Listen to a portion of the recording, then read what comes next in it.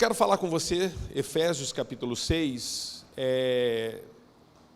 Na semana passada, queridos, eu falei um pouquinho sobre depressão e suicídio, e isso teve uma repercussão muito grande no seio da igreja e até fora da igreja.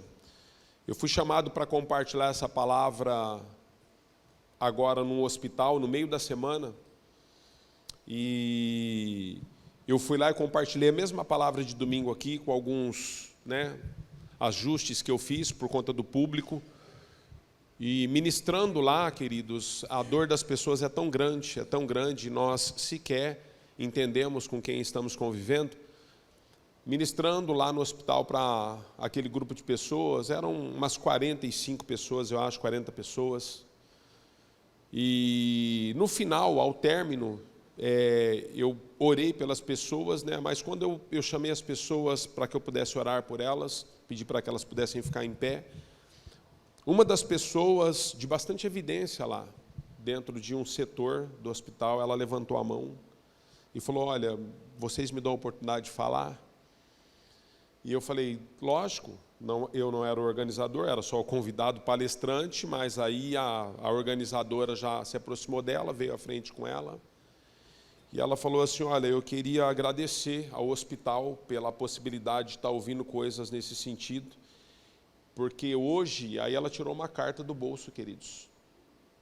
Ela falou assim: olha, eu tenho um sentimento de suicídio me acompanhando já, tenho lutado com depressão há tempos, e ela leu a carta na íntegra para nós, do que de fato ela estava disposta a se posicionar e fazer, e foi um divisor de águas de libertação lá para a vida dessa moça.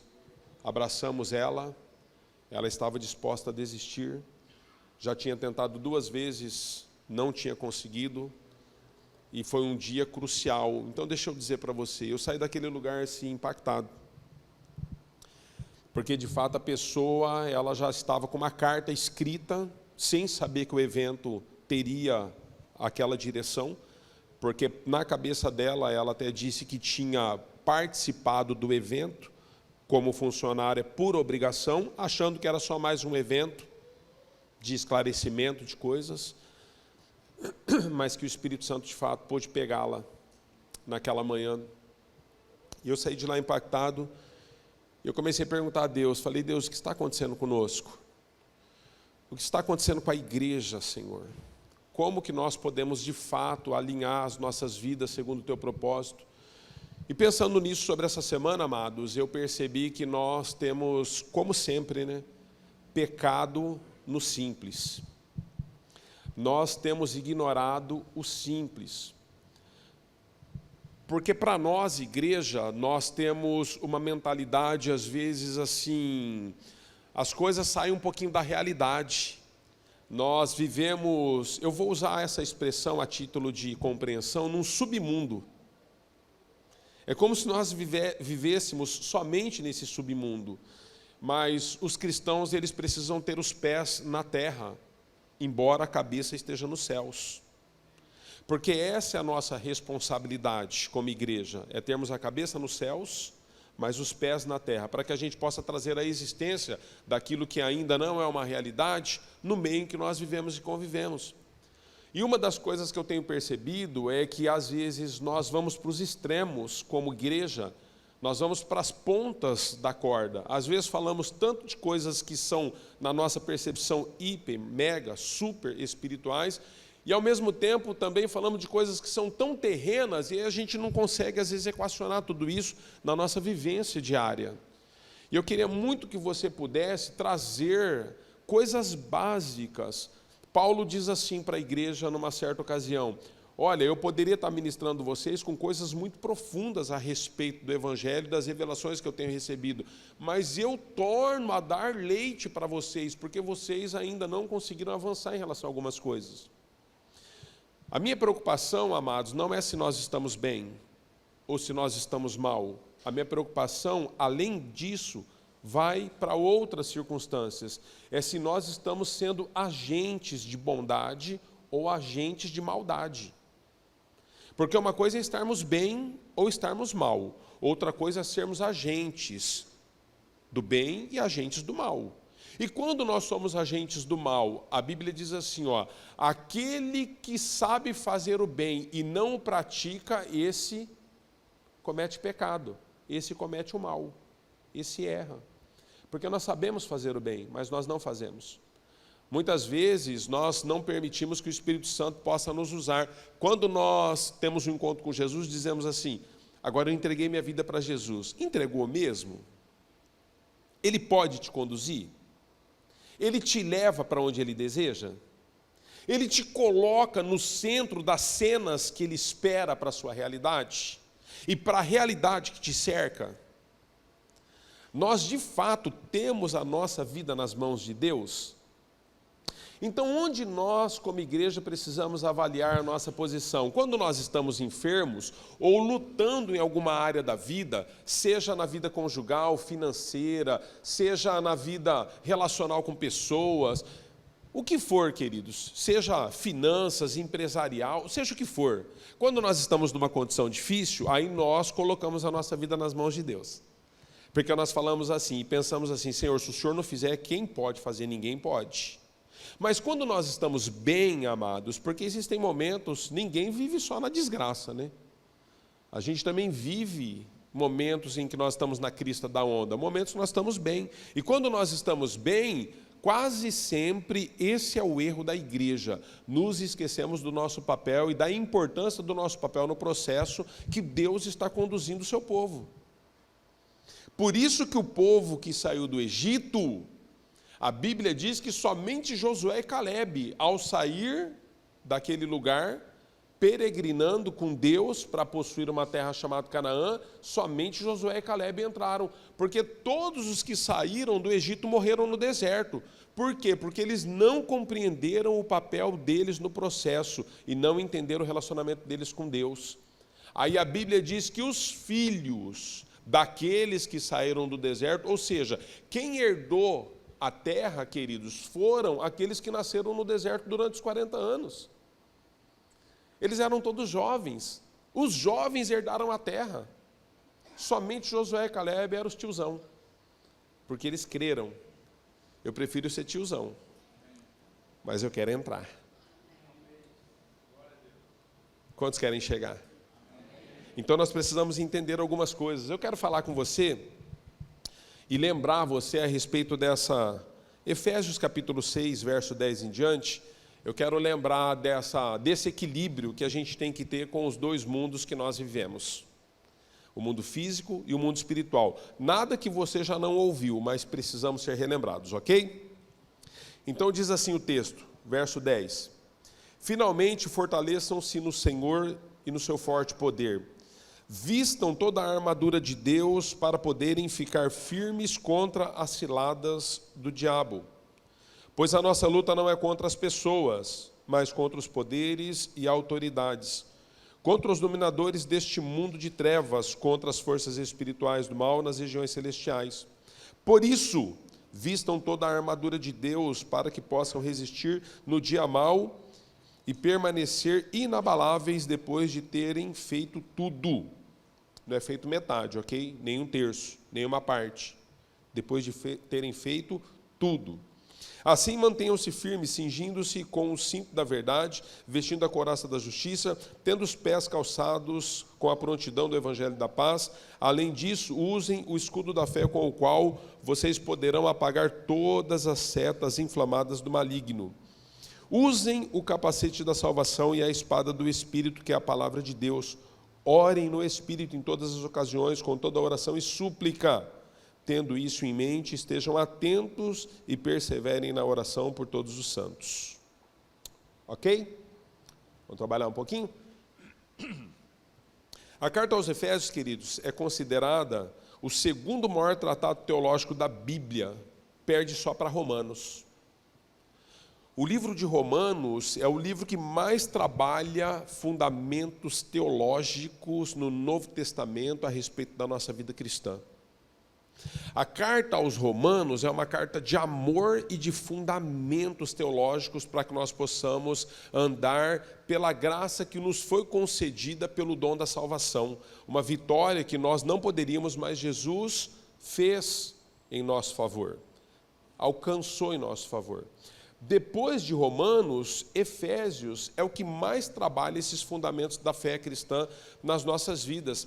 Efésios, queridos, 6 capítulos. Você vai ver nesses capítulos desse livro como Deus vai trabalhando questões extremamente de fundamentos teológicos para mim e para você, a fim de que a igreja possa ter uma posição naquilo que ela vive, no mundo espiritual, com uma compreensão de revelação, de fundamentação, em todas as doutrinas bíblicas.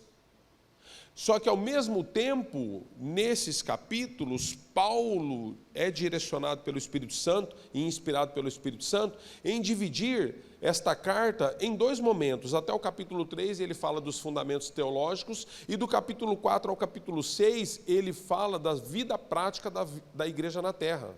São coisas práticas, queridos, extremamente práticas. Coisas que nos tiram dessa condição, às vezes, de termos que tratar com a igreja, com aqueles que, se dizendo salvos, lutam com coisas e questões que nós tratamos na semana passada, por exemplo, como depressão, suicídio. Como que nós podemos lidar e tratar dessas coisas? Com consciência. Não vou chover no molhado, né, porque já ministrei isso na semana passada, mas eu quero dizer para você, nós precisamos entender todos os aspectos da nossa batalha. No domingo passado eu falei a respeito das nossas lutas de tristeza em vários aspectos da vida, na vida social, na vida emocional, na vida física, cheguei a falar de hormônios. Quem foi Salomão em toda a sua glória? Com tamanha sabedoria? Eu não estou entendendo. Percebe, eu não tenho formação, mas o que isso nos ensina? Nós não precisamos ser formados, nós precisamos conectar em quem tem a informação. Porque quem tem as informações necessárias para a nossa vida vai nos ajudar nos processos que precisamos. A questão é que nós precisamos sair de um lugar de comodismo e procurar auxílio a quem deve e a quem tem direito para nos auxiliar. É essa a questão da igreja, queridos, é tudo muito simples. Não existe uma área da sua vida que a Bíblia não tenha resposta para ela. Uma sequer. De Gênesis a Apocalipse, queridos, eu desafio a você, se você não conhece bem as Escrituras, busca ajuda lá do pai dos ignorantes, que é o Google hoje. O Google vai ajudando todo mundo, já nem é o dicionário mais. Deixa eu dizer para você, senta na frente da televisão assistindo um jornal local ou assistindo um jornal nacional e toda a informação que o jornal der, clica lá. O que a Escritura diz a respeito disso? Você vai achar um texto bíblico para tudo que está sendo mencionado. Porque a Bíblia tem resposta para todas as coisas. Porque Ele é o mesmo ontem, hoje será eternamente. A Bíblia diz que a igreja jamais andaria confundida por coisa alguma. Deus trouxe a revelação de todas as coisas que nós vivemos e das que haveríamos de viver. Então, queridos, existem muitas coisas entre os céus e a terra que nós não temos atentado para isso. São coisas das quais, segredos do coração de Deus, que Deus revela àqueles a quem Ele ama. Deus revela os seus segredos àqueles que o amam. E Ele nos ama também, por isso revela. Deixa eu dizer para você, existem dentro dessas questões que nós lemos no texto, Efésios capítulo 6, existem coisas que nós, por algum motivo, queridos, eu poderia colocar vários, mas às vezes também muda de pessoas para pessoas, mas por algum motivo a igreja foi deixando o posicionamento bíblico e correto a respeito desse assunto. Extremos da corda, lembra? Ou você segura numa ponta, ou você segura na outra. Deixa eu dizer para você, por muito, lá no passado, nas décadas passadas, a igreja tratava tudo como demônio. Tudo era demônio, queridos. Eu lembro que até os discos de vinil, você rodava ele ao contrário assim, era o diabo falando. Quantos lembram disso? Quem é dessa época? Que a Xuxa era do demônio, que o Fofão era o capeta. Vocês lembram disso aí? Rapaz do céu, que você tinha que pôr fogo não sei em quem. Minha casa parecia meu Deus. Eu casadinho de novo, rapaz, uma luta para comprar as coisas que eu comprei, pus fogo em quase tudo. Falei, amor, nós vai ter que casar de novo, porque sobrou só o telhado da casa. E pus fogo em roupa dos meus filhos, e pus fogo em quadro, e pus fogo em... Ah, meu Deus do céu, pus fogo em tanta coisa, queridos, que tudo era demônio. Demônio, demônio, demônio, demônio, tudo é demônio. Aí, coitada, a Helmans quase faliu, né? Que Helmans era do demônio, que não sei o que é do demônio. Tudo é do demônio, queridos. Irmãos, deixa eu dizer para você, eu aprendi um princípio, seja o que for que entre na minha casa, uma vez entrou na minha casa, eu consagro ao Senhor. E a Bíblia diz que a bênção do Senhor sobre o seu povo, ela cancela toda obra contrária às nossas vidas. Porque é assim, irmãos, tem serviços prestados por cristãos, ou se dizem, que também é do demônio. Você percebe aonde nós vamos sendo levados? E aí, por conta dessas questões, porque, por exemplo, eu vou dar um exemplo, né? Você vai falar para mim que não é do demônio o cara vender uma peça usada para você colocar onde você não pode ver e ele falar que é zero? É do demônio isso aí. Porque Deus não vai fazer isso, irmãos. É do demônio. Não, mas eu coloquei zerinha, você anda 200 km, tum. Vamos acionar a garantia. Aí você não entende nada, o cara abre o seu carro aí, ele tem que pôr a certa, né? Ele fala, não, acionei a garantia lá, deu tudo certo. A peça era usada. Então o que é do demônio, o que é de Deus? Nós damos informações, queridos, nós não somos sinceros. A Bíblia diz assim, seja a palavra do cristão sim, sim, não, não. O que passar disso provém do maligno. Mas, lá no passado, nós denominávamos quase tudo do demônio. Beleza, passamos essas décadas. Na última década agora, entrou uma graça, que é uma graça comum, que foi colocado sobre a visão da igreja de que Deus é amor. Nós nos tornamos quase hippies, queridos. Paz e amor. Nos tornamos quase hippies, porque tudo é amor, tudo é graça. Não, porque a misericórdia de Deus, ela superabundou sobre o pecado, e que Deus... Está tudo certo, queridos, Deus é amor. Mas Naum, capítulo 1, versículo 3, diz assim, Deus é grande em misericórdia, mas o culpado ele não tem por inocente. E a Bíblia diz que os elementos ardendo em chama, lá em Pedro, os elementos ardendo em chama se fundirão, e naquele grande dia Deus haverá de julgar todas as coisas. Deus, ele é amor, mas ele é justo. Mas como nós entramos num viés de uma graça salvadora, de um amor incondicional, e a igreja entrou por esse caminho, nós fomos para outra ponta da corda. Nós passamos agora a viver numa posição da igreja, que a igreja, quando olha para essas coisas de demonização, de demônios, acha que isso aí é mito teológico, acha que espíritos malignos não existem mais. Pode ver, você nunca mais viu uma pessoa cair endemoniada no culto. Você não vê mais. Sabe por que você não vê? Porque a igreja não está conseguindo mais mexer com os espíritos. Deixou eles quietos. Eles não precisam sair. Mas a gente acha que estamos bem. Só que nós que lidamos com as pessoas de maneira direta, quando vamos na casa delas, a gente faz um trabalho lá que muitas vezes é oculto a essa multidão aqui. E a gente sabe os espíritos que a gente está lutando lá. O espírito que tem aprisionado pessoas, encarcerado pessoas na pornografia, na mentira, em bate-papos de salas, enquanto o marido está dormindo, a mulher está no celular, ou enquanto a mulher está dormindo, o homem está no celular, em salas de bate-papo. Demônio isso aí, queridos, não tem só a ver com vontade, não. Porque é o seguinte, nós abrimos portas de ilegalidade para espíritos malignos atuarem na nossa vida e nos aprisionar debaixo de um sistema. Existe um sistema que nós estamos lutando contra. Se não fosse assim, queridos, quantos acreditam que a palavra de Deus ela é atemporal? O que é atemporal? Ela foi, é e sempre será. Quantos acreditam que a palavra de Deus é atemporal? Se a palavra de Deus é temporal, por que Deus fez questão de escrever Efésios 6 para nós? Dizendo para mim, para você, que a nossa luta não é contra a carne e o sangue, mas contra principados e potestades. Deus está dizendo, ei filhos, abram os olhos. Vocês saíram de um extremo da religião, foram para outro extremo da religião, e vocês estão se esquecendo de que existe uma luta contra principados e potestades que vocês sequer consideram mais que eles estão atuando no meio de vós. Que eles estão lutando veementemente para poder tirar aqueles que são salvos do caminho. Que eles estão em todos os momentos trazendo ciladas contra vocês, setas, dardos inflamados do maligno vêm contra as nossas vidas, queridos, e a gente agora tem secularizado tudo. mas existe um mundo espiritual que nós estamos lutando contra. E nós não podemos nos esquecer dele. Então, como que nós devemos andar? Ora, eu ando com os pés no chão. Ora, eu ando com a cabeça no céu. Mas ora, queridos, eu preciso trazer à existência as duas coisas. Eu estou com os meus pés firmados na terra, mas eu tenho a autoridade dos céus para poder dizer o que Deus está fazendo e como será o fim de tudo. Porque é assim que a igreja vence.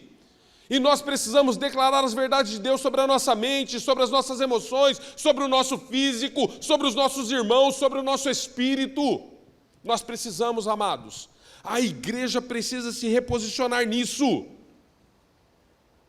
Nós temos falado que Deus nos deu uma cidade nas mãos, mas nós achamos que essa cidade vai ser igual Lúcifer, vai cair do céu. Vai cair do céu, não. A Bíblia nos ensina que as portas do inferno não prevalecerão contra a igreja. Se ela não vai prevalecer é porque a igreja precisa avançar. Mas nós avançamos pelo poder de Deus sobrenatural nas nossas vidas, na nossa família. Tem pessoas encarceradas dentro da sua família lutando, falamos disso semana passada. Tem pessoas na minha família lutando. Queridos, eu oro por familiares meus todos os dias. Porque eu sei no que eles estão envolvidos, e a dimensão e a proporção das garras de Satanás sobre a vida deles. É muito maior do que eles. Não tem a ver só com uma questão de consciência, de raciocínio. Não é só racional. É espiritual também. E Paulo está nos dizendo, nos primeiros capítulos, ele está nos dando fundamentos básicos da fé cristã, doutrinários da fé cristã. Ele está dizendo para nós como deveriam ser todas as coisas, como elas devem ser estabelecidas. É como se Paulo estivesse asfaltando a rua do cristianismo para que nós pudéssemos andar por ela, nos 3 primeiros capítulos. Só que no 4 em diante, ele está dizendo, agora que a rua está asfaltada, filho, vocês precisam andar com consciência. E aí ele vai nos dando algumas ideias. E uma das ideias que eu queria que a gente pudesse, de fato, na verdade ele menciona todas as questões aí, mas uma das coisas que eu queria que você pudesse pensar, Paulo, ele fala de algumas coisas que são muito peculiares, mas que eu e você temos pecado e errado nelas, e é por isso que a gente chega num processo de tristeza, de depressão, é por isso que a gente chega num processo de desânimo, é por isso que a gente chega num momento que a gente quer deixar a igreja, é por isso que as pessoas ficam pulando de galho em galho, saindo de uma denominação, indo para outra, e indo para outra. Irmãos, nada contra, às vezes, sairmos de um lugar onde Deus encerra um ciclo e estarmos em outro. O que eu estou combatendo aqui é o seguinte, é 1 mês aqui, 2 meses ali, 3 meses lá, 4 meses ali, 1 mês aqui, já passou por 80 igrejas. A pessoa não tem raiz mais, ela não consegue mais se estruturar, ter raiz no corpo de Cristo. Entende? Por quê? Porque nós estamos quebrando princípios dos quais estamos sendo todos os dias exortados pela palavra. Vou te dar um exemplo. No livro de Efésios, Paulo fala sobre a ira. Ele diz, olha, ireis, mas vocês não devem pecar, vocês precisam aprender isso daí, cuidado com a ira. Queridos, você tem permitido o sol se pôr sobre a sua ira? Deus está dizendo, não se põe o sol sobre a vossa ira. No que compete a nós, nós precisamos consertar o que tem que ser consertado. Pastor, eu discuti com o cônjuge. Tá bom, mas pede perdão e vai dormir. Fala, me perdoa, amor. Estou com a cabeça boa, não dá para conversar hoje, amanhã a gente fala. Mas quero te pedir perdão. Eu não vou permitir o sol se pôr sobre a minha ira, queridos. Eu preciso consertar o que precisa ser consertado. Mas nós vamos assim, Eu sou muito de fazer contas básicas da vida cristã. Você já deve ter percebido isso nas ministrações. Eu tenho a plena consciência, queridos, esse versículo eu carrego comigo, um versículo de Apocalipse que diz, um abismo chama o outro. É assim, eu não peço perdão, o sol se põe sobre a minha ira. No outro dia, o meu orgulho está mais fortalecido do que o dia anterior. E aí eu não peço de novo, o orgulho agora vai me levando a um outro caminho, que é rancor. Aí, o rancor ganha espaço no meu coração e eu não peço perdão. E as coisas na minha vida vão sendo assim. O rancor vai me levar ao ódio. Daqui a pouco eu não suporto mais a pessoa. Sabe por quê? Porque eu estou negligenciando as minhas posições. Quando Deus está falando assim, olha, filho, cuidado com a sua ira. Você não pode permitir que o sol se ponha sobre ela, você precisa cuidar disso, porque à medida que você não cuida, o seu coração vai ficando duro, negro, vai se distanciando da vontade, vai se distanciando do propósito, e depois nós não sabemos por que terminamos sozinhos. Terminamos sozinhos porque o nosso coração é duro, porque o nosso coração é implacável, porque nós nos achamos no direito, e Deus está querendo trabalhar conosco. Outra coisa, Paulo vai falando sobre como nós devemos lidar com esposa. Efésios capítulo 5, queridos. Por exemplo, agora já falando de coisas práticas, Paulo vai falar assim, olha, é um grande mistério o casamento, porque eu chego a compará-lo do relacionamento que Cristo tem com a igreja. É o noivo e a noiva. É um grande mistério isso daí. Sabe o que é mistério, queridos? É coisa difícil de se compreender. Você acha que casamento é bolinha, brincadeira? Quantos são casados? Parabéns. Quantos não são? Deus vai te ajudar, em nome de Jesus. Os que querem ajuda também, né? Tem uns que não querem mais não. Já foram muito ajudados, né? Tem uns que já foram muito ajudados. Deixa eu dizer algo para ti. O casamento é um mistério. Sabe por que é um mistério? Quanto mais você pensa que conhece, menos você sabe. Você fala, rapaz, agora que eu achei que eu estava no auge, de onde que apareceu esse negócio aí? Que eu nunca. O que é isso aí? Depois de 20 anos, 15 anos, 30 anos, como é que aconteceu isso aí? Casamento é um mistério, queridos, porque, na verdade, ele é um convite à morte individual. É a maior faculdade do caráter que existe na face da terra. É o casamento. Faculdade do caráter. Porque ele nos molda, nos transforma. Então, Paulo vai falando, filhos, honre os seus pais. Vocês têm que honrar os pais de vocês, porque se vocês não honrarem, lembra o que foi dito lá a respeito da honra? Os seus dias serão prolongados na terra. Vocês precisam honrar. Aí ele vai falar, pais, não irritem os seus filhos. Até o capítulo 3 ele deu fundamentos teológicos para nós, mas do capítulo 4 ao capítulo 6, o que Paulo está fazendo? Está falando para mim e para você de coisas práticas. Por que nós chegamos onde chegamos? Porque nós quebramos princípios de coisas práticas. Ele está dizendo, pai, não irritem os vossos filhos, não levante ira no coração deles. Tem pais que irritam os filhos, queridos. E como tem? A gente lida com isso. Tem filhos que não suportam mais estar na mesma sala que o pai e a mãe, ou com o pai ou com a mãe. Não suporta mais, porque os pais irritam os filhos. Aí ele vai falar para os patrões e para os empregados. Ele fala assim, olha, empregados, vocês devem se submeter aos vossos patrões como se fosse ao Senhor. Tudo que vocês fizerem, faça como se fosse para Deus. E aí ele diz para os patrões, ele diz assim para os patrões, capítulo 5, entrando no 6, querido. Porque eu quero chegar no 6 que eu não cheguei ainda, só li lá. O que acontece? Aí ele diz assim, patrões, sejam justos com os vossos funcionários, com os vossos empregados, sejam justos, paga o que é de direito. Rapaz, cadê os patrões? Ah, minha firma não prospera. Não prospera mesmo, você tira o pão da boca do pequeno. Quer prosperar? Não prospera, queridos. Não prospera. Tem um texto na Bíblia que diz assim, olha, não atará a boca do boi que trabalha, deixa o boi comer. Está trabalhando, tem boi que para comer, o dono quer ficar batendo nele para ele andar. Deixa o boi comer, rapaz, já ele vai andar. Nós precisamos ser justos. A galera gosta de trabalhar comigo quando eu faço uns negócios aqui na igreja. Ninguém trabalha comigo sem comer, queridos. Às vezes os caras comem tanto que não conseguem trabalhar. Eu falo, filho, desce da escada, que esse degrau não aguenta mais você não. Depois que você comeu aí, esse degrau está envergando. Ninguém trabalha comigo sem comer. Eu carrego isso, queridos. Digno é o obreiro do seu salário. Ah, pastor, mas eu vim voluntário. Veio, filho, mas você vai comer do melhor que nós temos aqui. Do que não tem, nós vai buscar. E chupa sorvete, e toma suco, e refrigerante. Não toma um refri, não, então vai buscar um suco. O cara não toma um refri, busca um suco para ele. É assim, queridos. É princípio. E a gente faz tudo com alegria. E no outro sábado o cara vem só porque a comida é boa. O trabalho não gosta muito não, mas ele vem. Entendeu? Princípio, amados. E Paulo vai trabalhando esses princípios do dia a dia da nossa vida. Até que Paulo fala assim, finalmente. Eu comecei assim lá, com vocês. Efésios capítulo 6, verso 10 diz assim, finalmente. Algumas traduções dizem assim, portanto.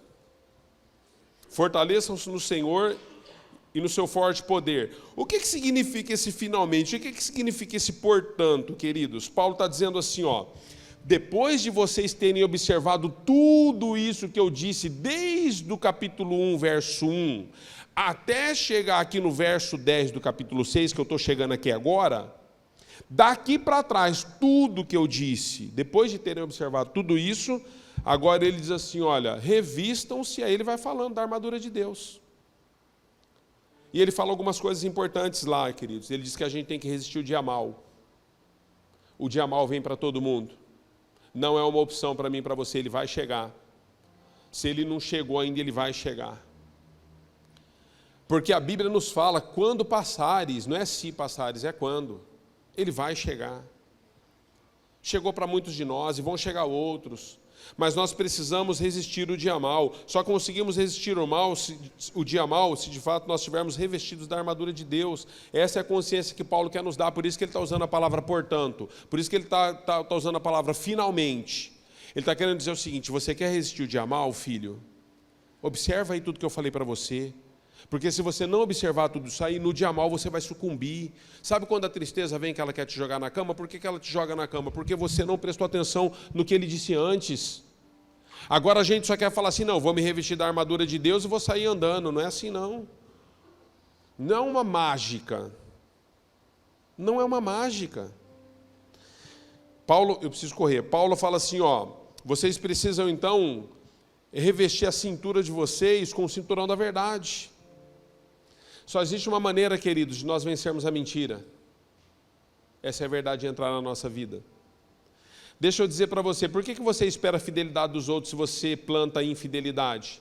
Nós plantamos infidelidade lá fora, queridos, e depois nós falamos assim, eu queria a fidelidade do meu cônjuge, eu queria a fidelidade do meu filho, eu queria a fidelidade da minha filha, a minha filha não falou comigo que ela está paquerando um menininho, por que eu sou o último a saber? Porque você planta infidelidade, você está colhendo infidelidade, filho.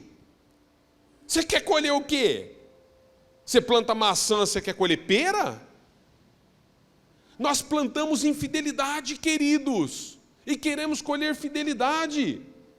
Quer ver, eu vou além com você. Pastor, meu casamento não está bem, a gente é casadinho de novo, está dando uns arranhos. Ô pastor, nós já estamos há tanto tempo, a gente não... Você já pediu perdão porque quando você namorava, você feriu os princípios bíblicos? Se deitou com ela ou se deitou com ele, porque sexo antes do casamento é fornicação. E Deus falou que o sexo é um presente pro casamento. Então é assim, nós plantamos infidelidade a Deus no namoro, aí porque nós casamos, nós temos uma consciência assim, não, agora eu estou casado, agora você está, mas é a colheita do que você fez. Peça perdão a Deus por ter tocado na pessoa antes de você ter tido o direito de fazê-lo. Conserta isso com Deus, conserta com a pessoa. Olha para o teu cônjuge, mas já tem 20 anos com ela, pastor. Olha nos olhos dessa mulher e diz para ela assim, amor, eu queria te pedir perdão. Porque eu toquei em você quando a gente namorava, porque eu não conhecia os princípios bíblicos, mas o fato de eu não conhecer não significa que não é uma realidade. Hoje, conhecendo, eu quero te pedir perdão, amor, porque nós erramos no processo. E hoje, com a consciência que nós temos, eu quero quebrar e fechar todas essas portas que possam, de fato, trazer alguma coisa entre nós, nos separando. Precisamos fechar. Plantamos infidelidade, colhemos infidelidade. Não tem jeito. Então, o cinturão da verdade, queridos, quebra toda mentira que existe no nosso meio. Ela mentiu para mim. Faz uma autoavaliação, se você não tem mentido para outros. Ele mentiu para mim. Faz uma autoavaliação. Couraça da justiça. Preciso andar. Ela protege o peito, a região do coração, a couraça. Uma única coisa, Deus não pede nada para nós nas Escrituras, queridos, mas tem uma única coisa que Deus nos pediu. Ele diz assim, filho meu, dai-me o teu. Deus só quer o seu coração, ele não quer mais nada. Porque é do nosso coração que procede os caminhos para a vida eterna, diz Provérbios. Então é o seguinte, o nosso coração precisa ser protegido. Porque o nosso coração, na mentalidade, lembra? Pé no chão e cabeça no céu? Na mentalidade humana é pé no chão. Pé no chão, o nosso coração é ligado às emoções. Agora, a cabeça nos céus, o nosso coração é ligado aos princípios que nos governam. Então nós precisamos trazer um equilíbrio sobre tudo isso e proteger o nosso coração, queridos, das mentiras, das inverdades, dos ataques do maligno, para que a gente possa resistir do dia mal. Precisamos guardar o nosso coração. Guarda o teu coração desses relacionamentos nocivos, tóxicos que você tem. Pessoas que só chegam perto de você para trazer tristeza, para trazer uma notícia que você estava tão bem sem aquela notícia, mas a pessoa veio colocar lá na sua mesa. Foge disso. Guarda o teu coração, fuja da aparência do mal. Se as pessoas vierem falar para você, eu vou te dar a liberdade como pastor, seu amigo, seja deselegante com elas. Seja deselegante. Vier falar, fala, filha, eu não quero saber disso aí não. Ah, mas aqui não tem mais nem caqui. Caqui, pode parar, não quero saber disso. Ah, ficou um climão na mesa do lanche, pastor, não tem importância. Ah, o lanche não desce mais, toma suco, é líquido. Mas resolve isso. Guarda o teu coração. Ah, vê falar do seu pastor. E se for falar do pastor, você guarda mesmo. Fala assim, não, conheço meu pastor. Porque eu vou dizer algo para você. Se um dia eu tiver algo contra você, eu vou te procurar. Se eu não te procurei, é porque eu não tenho. Porque eu carrego um princípio com Deus. Ah, eu ouvi falar com o pastor Cacá. Mentira. Mentira, queridos. Eu não falo de vocês pelas costas. Carrego esse princípio desde que me converti. Não falo. As pessoas que caminham comigo sabem, quando eu tenho que falar, eu chamo. Amém? Guarda o teu coração. Os pés calçados na preparação do Evangelho da Paz. O que irá proteger você na caminhada é não negociar os propósitos que Deus tem para a sua vida. Sabe o que significa os pés calçados na preparação do Evangelho, queridos? Nós estamos fazendo uma obra e nós não podemos negociá-la. Quando você olha para Esdras e Neemias, eles estavam reconstruindo os muros de Jerusalém. Esdras e Neemias estavam em cima do muro. Aí chegou uns camaradas lá e falou, ei, desce aí, Neemias, que a gente quer falar com você e com Esdras. Sabe o que Esdras e Neemias disseram para ele? Falou, nós estamos numa grande obra e ela é tão importante para Deus e para nós que nós não temos tempo para descer, para conversar sobre essas coisas com vocês, não. Foca no propósito. Você estava vindo bem até agora, Deus está restaurando a sua vida. Deus está fazendo uma série de coisas novas na sua vida, você está aprendendo e reapreendendo a vida cristã de novo. Você deixou os hábitos que estavam governando você, que estavam te levando para a morte e para o inferno, e está sendo santificado novamente, mas alguma coisa está tirando você de cima das muralhas, para você ficar com conversas estranhas lá embaixo e negociar o propósito. Ei, deixa eu dizer algo para você onde você está. Não negocie os propósitos que Deus deu para você. Porque se você negociar os propósitos, os seus pés serão sujos, e se os seus pés forem sujos, você não consegue mais caminhar. Guarda os teus pés no Evangelho, é a palavra, é o propósito. Não permita que nada nem ninguém possa trazer algo novo para você que não venha da palavra. É assim que nós vencemos o dia mal, queridos. Eu não permito, queridos, eu não tenho tempo. Eu tenho vários convites, queridos. São bons convites, mas eu pergunto se está no centro da vontade de Deus. Se não está, eu não vou. Embora são bons. Às vezes, queridos, eu deixo de ir em churrasco. Quem não gosta de churrasco? Eu deixo de ir porque existe algo maior para mim. Porque eu avalio. Eu não vou descer do muro. Os meus pés estão sobre a rocha. Escudo da fé. É com ele que você pode apagar todos os dardos inflamados do maligno. O diabo não quer nada, ele só quer diminuir a sua fé. Porque o dia que ele diminuir a sua fé em Deus e nas coisas de Deus, ele vai colocar uma dúvida no seu coração. A hora que ele colocar essa dúvida no seu coração, nunca mais você é um cristão genuíno. Porque uma vez que você duvidar de Deus, você nunca mais é o mesmo. Porque ele vai encontrar uma fraqueza em você. Amados, não dá tempo de eu entrar, eu queria, mas o horário avançou. Existe uma crise de fé e existe uma crise na fé. Uma coisa é nós termos uma crise de fé. Outra coisa é nós termos uma crise na fé. Porque quando nós temos uma crise na fé, nós temos uma crise com Deus. Contra Deus. Porque a nossa fé está sendo abalada. Agora, ter uma crise de fé é termos uma crise em meio a circunstâncias que são maiores do que nós. É como Moisés olhou e falou assim, eu não consigo conduzir esse povo. Deus falou, não consegue mesmo não, filho, mas eu vou contigo. Ele estava com uma crise de fé, mas ele não estava com uma crise na fé. Porque quando Deus falou que é com ele, ele falou, então eu vou. Entende? Cuidado. Se ele tirar a sua fé, acabou tudo. Capacete da salvação, eu preciso correr. Eu vou terminar. Capacete da salvação, você precisa guardar a sua mente. Para com essa pornografia. Porque você está estragando o seu casamento. Ganha o teu cônjuge, conversa com ele sobre intimidade. Busque ajuda sobre isso. Melhore o seu relacionamento a dois. Você vai parar com essas pornografias aí. Vai parar. É chocante isso, queridos. Sabe por quê? Eu tenho lidado com isso. O número de mulheres perdidas na pornografia hoje subiu assim exponencialmente. Mulheres, não é mais homem não. Preciso falar sobre isso com você.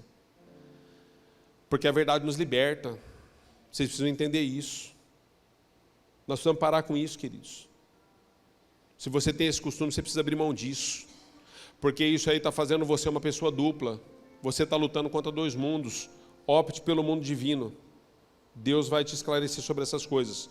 Bom, por último, espada do Espírito. Deus está nos dizendo em Efésios através de Paulo, nos inspirando, olha, eu dei muitas ferramentas de combate para vocês de defesa, agora eu vou dar uma ferramenta de ataque. A espada é a única ferramenta de ataque que nós temos. Nós estamos perecendo porque nós não sabemos fazer uso da espada. Você não tem manuseado bem a palavra de Deus, porque a palavra de Deus é a espada do Espírito. Ou você aprende a manusear isso, ou você não vai sair do lugar. Você precisa entender, queridos, Jesus venceu o diabo pela espada do Espírito.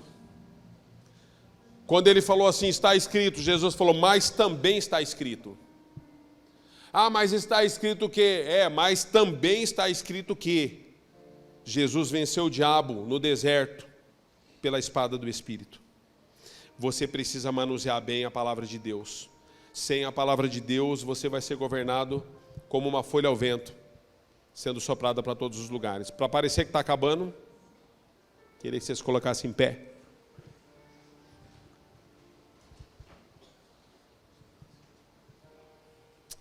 Quantos estão entendendo o que Deus está nos dizendo? Quantos recebem essa palavra? Queridos, a igreja é linda, viver pelo Espírito é a coisa mais linda que tem. Às vezes vocês olham para nós, líderes, pastores, o que nos faz permanecer é essa consciência que compartilhamos com vocês. Carregue essa consciência. O apelo que você vai levar hoje é para casa, ok? Não vou chamar à frente, não vou pedir nada a ti.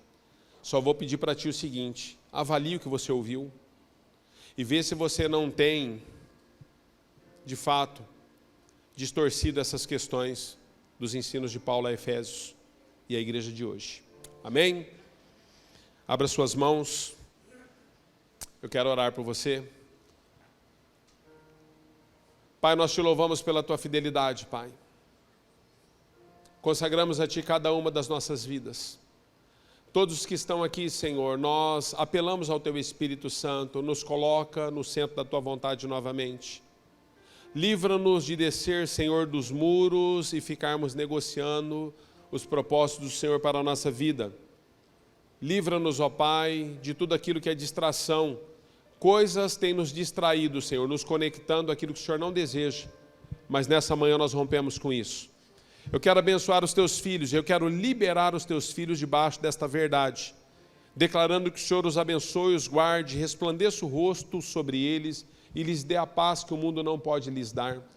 Que essa seja uma semana de vitória e que seja, Senhor, a tua palavra na vida dos teus filhos, lâmpada para os pés deles e luz para o caminho deles.